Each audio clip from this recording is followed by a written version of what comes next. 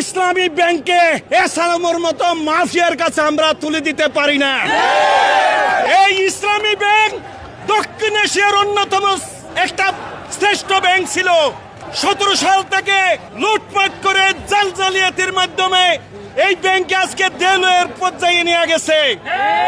আমরা মনে করি সরকারের নীতি নির্ধারক মহলকে বলবো, সরকারের পুরা ম্যানেজমেন্ট এখানে জড়িত না। এখানে সরকারের একটি অংশ যারা এনডিএর সাথে আতাত করে, আওয়ামী লীগের সাথে আতাত করে এসালামকে আবার ব্যাংক বুঝিয়ে দেওয়ার জন্য দায়িত্ব নিয়েছেন। আমরা মাননীয় প্রধানমন্ত্রীকে বলবো, আপনি বাস্তবতাকে অনুসরণ করেন, অনুভব করেন। এই ইসলামী ব্যাংক শুধু এই দেশে অর্থনীতিতে অবদান রাখে নাই, এই দেশের স্বাস্থ্য খাতে ইসলামী ব্যাংকের অনন্য অবদান আছে। এই দেশের দারিদ্র বিমোচনের জন্য ইসলামী ব্যাংকের অবদান আছে। সুতরাং ইসলামী ব্যাংকের সাথে বাংলাদেশের উন্নয়ন জড়িত। সুতরাং কোন অবস্থাতেই ইসলামী ব্যাংকে এসালামের মতো মাফিয়ার কাছে আমরা তুলে দিতে পারি না।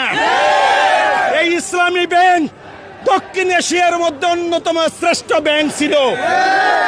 17 সাল পর্যন্ত এই ইসলামী ব্যাংক তার অ্যাক্টিভিটির কারণে লক্ষ লক্ষ গ্রাহকের আস্থা অর্জন করেছে।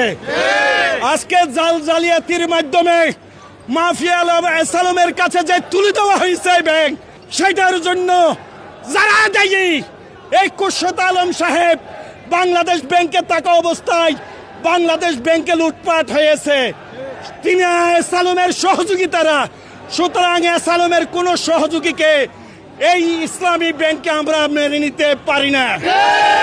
আমরা সাধারণ গ্রাহক ইসলামী ব্যাংকে যারা আমানত রেখেছি, আমরা ইসলামী ব্যাংকের যেভাবে চলতেছিল 5 আগস্টের পরে তার পরিচালনা পর্ষদ সহ ওমর ফারুক সাহেবের নেতৃত্বে ইসলামী ব্যাংক যেই অগ্রগতির দিকে, উন্নয়নের দিকে এবং আগের অবস্থানের দিকে যেই গুণে দাঁড়িয়েছে, ওনার নেতৃত্বে সৎযোগ্য, রাজনৈতিক মুক্ত, সৎযোগ্য একটা পরিচালনা পর্ষদ চেয়ারম্যান এমডির মাধ্যমে ইসলামী ব্যাংক পরিচালনা হোক, সেটা আমরা চাই।